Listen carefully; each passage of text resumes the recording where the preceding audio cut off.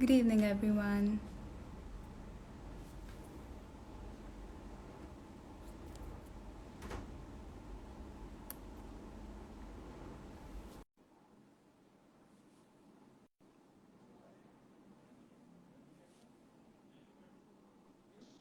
All right. Hi, Vidushi. Good evening. Hi. Right. So, yeah, should we start? Yeah, perfect. We just send an invite to Mr. Karthik sir, and then we're going to proceed.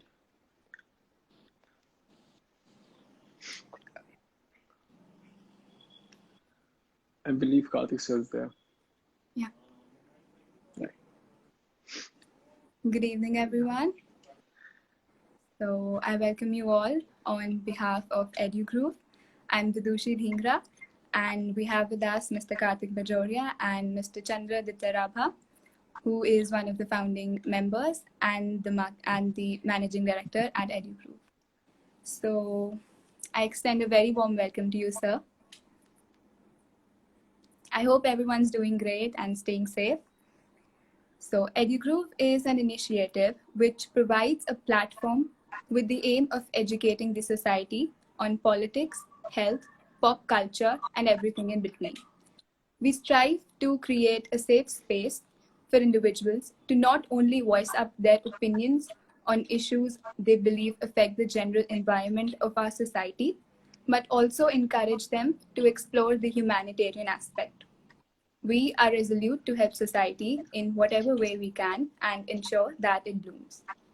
So I extend a very warm welcome to Mr. Karthik Bajoria, who is a renowned writer, educator, and a TEDx speaker, to name a few. He has been a producer and has worked in films and television more than a decade back and has encouraged everyone around him to embrace their uniqueness. His contribution towards education is clear in his articles featured all across the country, across a range of reputed publications such as The Hindu, Business World, and Times of India's newspaper on education, among few others. Recently, his passion for teaching won over. He now holds workshops on creative writing and personality development at various educational institutions and has been actively writing and teaching for over 8 years now. He has recently launched prime time episodes with students on his YouTube channel. Mr. Karthik is not only someone who imparts intellectual knowledge among his students, but also teaches them to be comfortable in their skin when speaking, not only in public, but in life. Thank you so much, Right. sir, for making out time. Thank you, Vidushi. It's wonderful to be here. Thank you, Aditya. Good evening, and good evening to everybody who's joining us. I'm humbled by that introduction. I'm not doing anything great, but I try and do my best. Happy to be here. Right. Thank you, sir. Fine, Namaskar, sir. Thank you for making us time. So as you've been very, renowned about the communications, and we have gone through, we have heard a lot about you, and so there are a few things so that you emphasize, and you've been working and contributing a lot about the skills and the communication skills, and so starting with this question, so what are the certain skills that you think that today's youth has been lacking in many skills? So what do you think that that youth has been very much empowered, and sometimes they lack in between? What do you think, sir, on that part? Okay, so Aditya, what I feel is going to sound a bit fuddy-duddy, but I belong to a generation that is, whether we admit it or not, fascinated by your generation. And I think in most ways and most facets of life, all of you guys are much, much smarter than we ever were. In that sense, I don't think that there's a single skill, communication or otherwise, that you guys are lacking as such. I think perhaps the only two things which could be slight drawbacks, I suppose, in certain situations is I find that a lot of youngsters are a bit impatient, and patience is a virtue that is required in life, in every aspect of life, professionally, entrepreneurially, personally. So perhaps the younger generation can be a bit impatient. And the other thing, which is again not your guys' fault, but because of communication having changed so drastically and everybody being on WhatsApp and SMS, the lingo of communication has changed a bit, and there's a lot of shorthand and short form that is used, which then makes its way into more formal settings and environments as well, which is perhaps not okay. So a more traditional, classical, or formal way of communicating and writing is perhaps required by a younger generation. But really, I'm nitpicking. I think in every which way, you guys are a lot more smart, you're better informed, you're more exposed, and you seem to know your minds much better than we ever did. So that's my answer. Yes, and definitely. So one thing I miss, that I am missing my high school. The school life that is much more required out there. But unfortunately, fortunately, everything's can't be the same. But yes, so a lot of us feel so lost these days, and what do you think would inspire all of us to keep going and get over that feeling? Okay, so this is not just something that a particular generation is going through. It's approaching 2 years now that the COVID pandemic hit the world and hit us, and we've been through several lockdowns, and our way of life has changed in an unprecedented manner. There's a lot of uncertainty. There's a lot of anxiety, particularly amongst youngsters who are at the cusp of graduating from school or graduating from college and going into jobs. But the only thing I can say is that this isn't the first time the world has witnessed a pandemic. Number one. Number two, there is a new normal.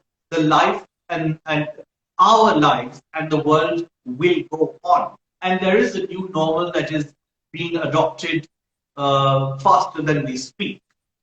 And the third thing I think that can really alleviate all of your guys, youngsters, stress and anxiety is to have faith in the fact that you are not alone in it.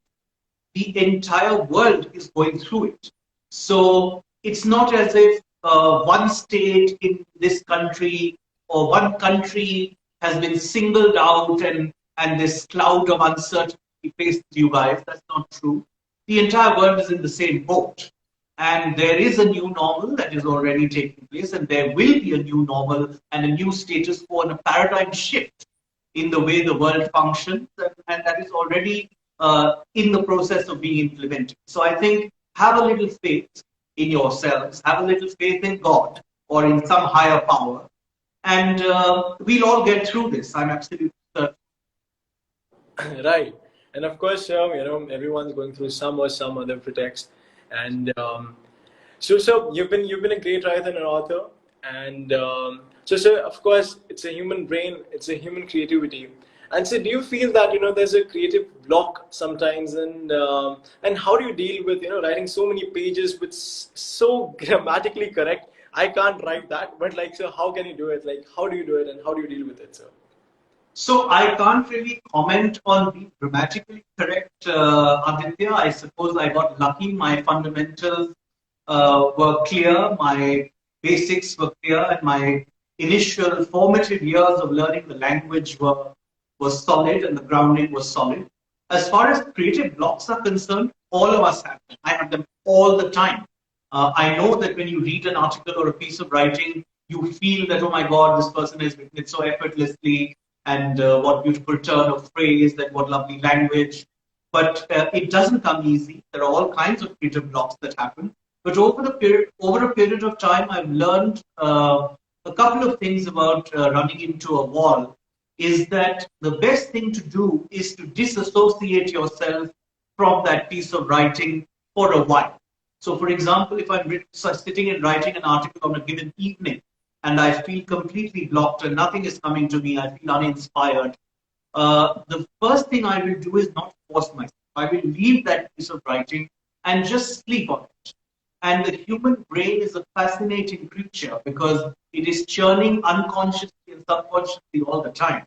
So the solutions will come to you automatically if you induce some distance between yourself, time and distance between yourself and the writing. And the other things, of course, are whatever floats an individual's boat. You can listen to music, anything that inspires you. You can do a little bit of more reading, watch a beautiful film. You never know. Play with your family, your children. Have a laugh with your family. You never know what inspires you. So you have to be in a relaxed state of mind to be creative, I feel. So I try and inspire myself. I spend time with my daughter, who's a huge inspiration and serves as a muse to me. And I induce some time and distance between my writing and myself if I run into a wall and if I feel blocked. Right, so, and like anyone from the family member, just have a true connection with them, and you spend time, and there's a deep connection out there somehow somewhere. But so of course, it's been like many years that you've been taking workshops nowadays, and like it's been a lot of years.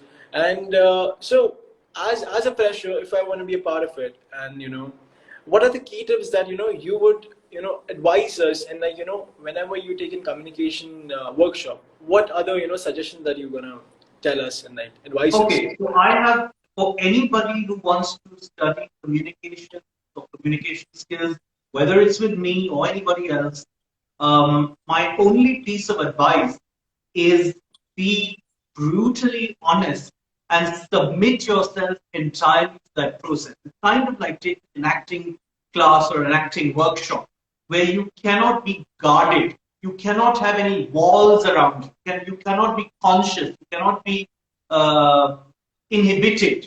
You have to free yourself from all pretense, judgment, and just submit yourself to the process, because communication classes and writing classes are deeply personal affairs. So you have to submit yourself in the sense that you have to be okay in showing your vulnerability, showing various facets and aspects of your personality, expressing your thoughts and opinions without sort of caring about how you will be judged.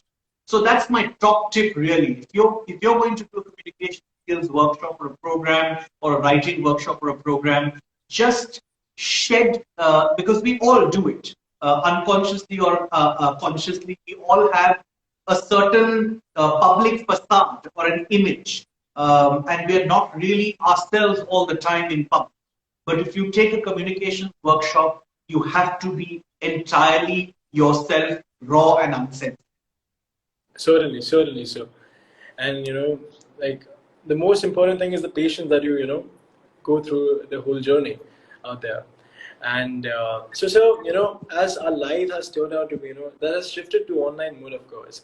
And how do you think sir, that our communication skills have been affected, and is it in a positive way or a negative way? So what do you think, sir, on this? Well, I think, Aditya, that's a great question. And I think, like every development in life, there are positives and negatives. Thank God for technology and communication going online, because that's the only reason in this kind of an environment where we're not traveling, where we're not meeting people, that students and learners can continue to educate themselves, businesses can continue to conduct their business and communication. It's only and all thanks to going online. Having said that, for somebody who's perhaps slightly old school like I am, there is a certain human, indefinable, intangible element that is missing. I was talking to a very well-known casting director the other day from Bollywood, and I asked her, "How are you doing your casting these days?" Because casting means that hundreds of actors come into your office and you actually make them read for a part. And she said, for the most time it's okay, but then if there's a complicated role of a character, then we really, really miss having that person in person, physically, because there is something essentially human that gets lost in the waves of the internet, like I like to say, in the online mode. But and of course, then there are the obvious drawbacks, like a lot of screen time, a lot of strain on the mind and the eyes. You're just sitting for hours and hours. There's mental and physical fatigue. But I do feel that overall it's a good thing, and the advantages outweigh the disadvantages of having gone online, whether it's in terms of education or it's in terms of conducting business. Yeah. Right, sir. And of course, there's always a pros and cons in both the ways. Sure. We had in online, I could have met people in other nations rather than creating offline. But like, yes, sir. So sir, most of us in the audience out there are like late teenagers like us. And so, what advice would you like to give to of our generation specifically? What advice would I give you? Gosh, that's a very broad question, Aditya. But the advice I would give is particularly, in terms. Actually, it applies to both education and work. Again, don't be shy of asking questions, whether it's in a virtual classroom or whether it's at your workplace. I'm a huge person who I'm somebody who propagates education.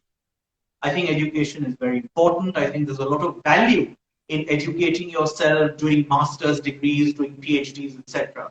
But I do also believe simultaneously that no amount of theoretical and academic education can prepare anyone for a real world job in whatever sector he or she chooses. And learning on the job, therefore, can only take place if, again, you don't care about how you're perceived, you don't care about how you are judged, you don't care about how you are branded and bracketed, and you ask as many questions as possible. There's no such thing as a silly question. So the only advice I would give your generation is ask a lot of questions, whether that's during your learning time, education, or later on in your work life. And perhaps the other thing which I alluded to right at the beginning of our chat is don't be so impatient. Uh, Things will come, success will follow, money will follow. As long as you are passionate, as long as you're sincere, and as long as you're hardworking, nothing and no one will be able to keep you down forever. Right. Thank you so much, sir, for these questions. Now, we would like to pick up some questions from the audience now. And so, Vidisha, you can take over there. So, does the audience have any questions? You can write it there. Yeah. And so, what I believe that the communication, the questions, when I was in grade 9 to grade 10, I had so many queries, and because a lot of questions were not specifically cleared. But when I got into the understanding, that how, because I wasn't that focused on the classes before, but when I started paying attention to it, so of course gradually I understood, and everything was gradually and slowly cleared to my mind.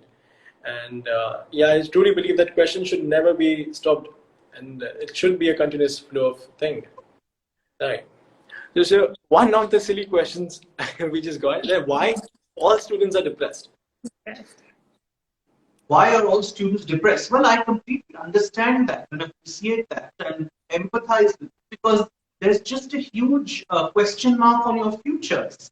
And let me tell you guys, it's not just you guys who are depressed. In some degree or the other, we are all undergoing tremendous amount of stress, anxiety, and depression. And that has happened simply because the human being is a very social animal.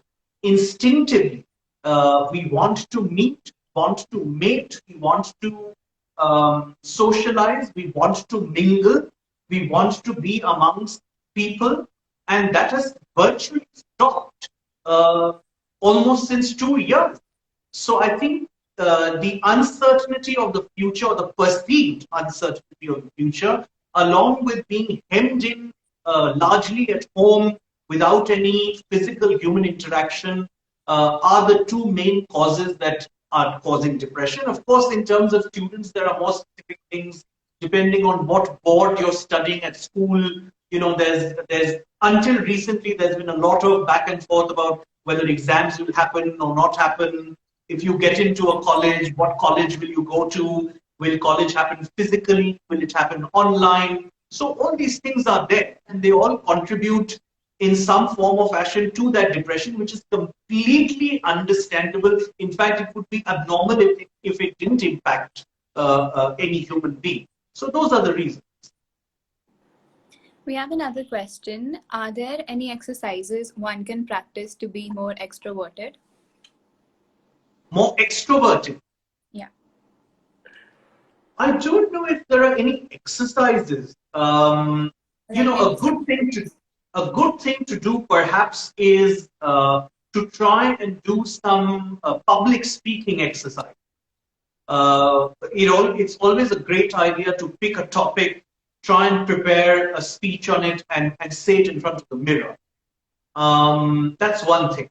And actually speaking, during this pandemic time that we're going through, it's a great opportunity for relatively introverted individuals to test the waters by getting involved with Zoom calls and classes online, and even parties online. A lot of families have family Zoom groups now where they meet regularly, let's say every weekend, and they play Antakshini or they play a certain game, and they keep in touch because there's no other way of physically getting in touch. And that is like a soft launch for shy, introverted, reserved people to test the waters without actually physically being present, which can be a slightly daunting and nerve-wracking experience. So actually, it's a great time now to transition from being introverted to becoming more outgoing and outspoken and out there by testing the waters online and getting more involved in online meetings and activities. So the next question is, what are some challenges we can face trying to communicate effectively and how to tackle them? Vidushi, can you repeat that question a little louder? Yeah. What are some challenges we can face trying to communicate effectively and how to tackle them?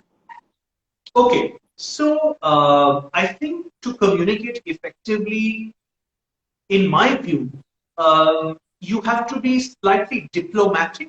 Now, please understand that when I'm using the phrase diplomatic, I'm not talking about what is usually the interpreted meaning of diplomacy, which is lying. I don't advocate or propagate that at all.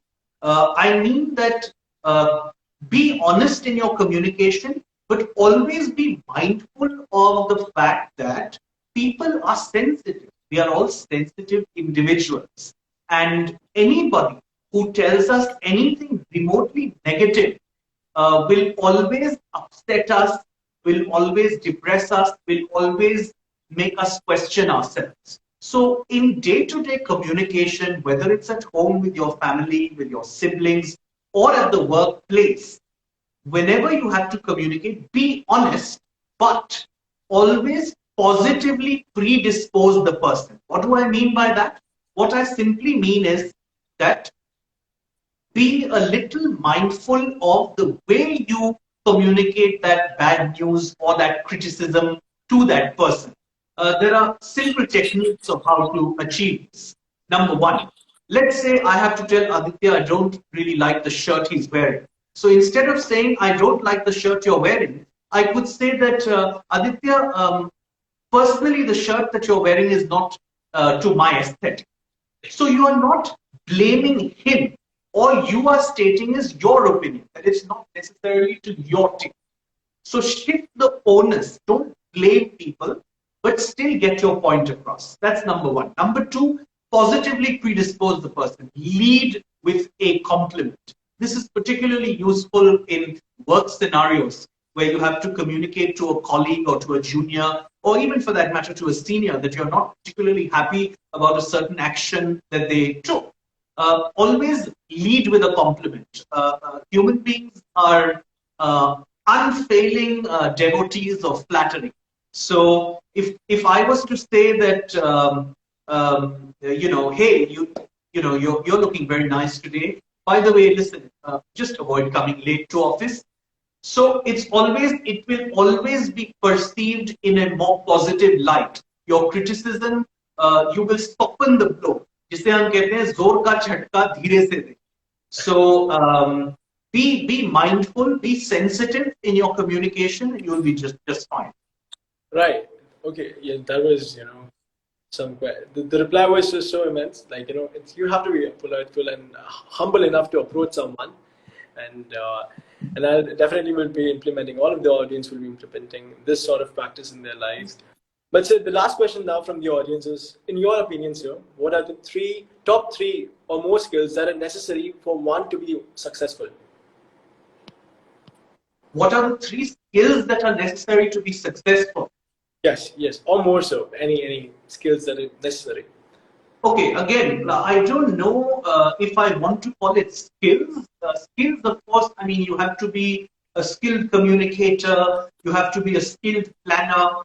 But in my view, Aditya, Vidushi, more than skills, it's traits or qualities that an individual must embody in order to be successful. And I think the first one is humility. Always be humble. With humility comes the possibility of accepting mistakes, the possibility of not knowing something and therefore being open to learning your entire life. So humility is very, very important. It's an important thing to have. Number two is passion. I keep telling all my students and across schools and colleges that I lecture at that please, as long as possible, try and convert your passions into your professions. Work will never feel like work. So that's number two. And number three, have a plan. What do I mean by that? I don't just mean like a 5-year business plan that you can prepare on a PowerPoint presentation. Of course, that's important. But plan in the sense that be prepared for failure. It is only when you're prepared for failure will you be able to take it on the chin and it will not make you quit. So be prepared for all kinds of challenges and failures. And here again, it is that first quality of humility that will really, really help you. I think that's basically. Right. Thank you so much, sir, for your kind presence. And thank you so much for, clearing us with so many things. And definitely, sir, we would love to be a part of your workshops someday really soon, sir. And thank you so much, sir. Have a great evening. And now with Ishu, Thank you so much for joining, everyone. I thank the audience. And thank you so much. It was great having you, sir. Yeah. Thank you, Aditya. Thank you, Vidushi. You've both been great. All the best. Stay safe. And keep doing the great work you're doing. I think it's a wonderful initiative. I'm excited to see what Edugroove does in the future. And all the best to you guys. If you ever need any help or advice, reach out. Right. Thank you so much. Thank you, everyone.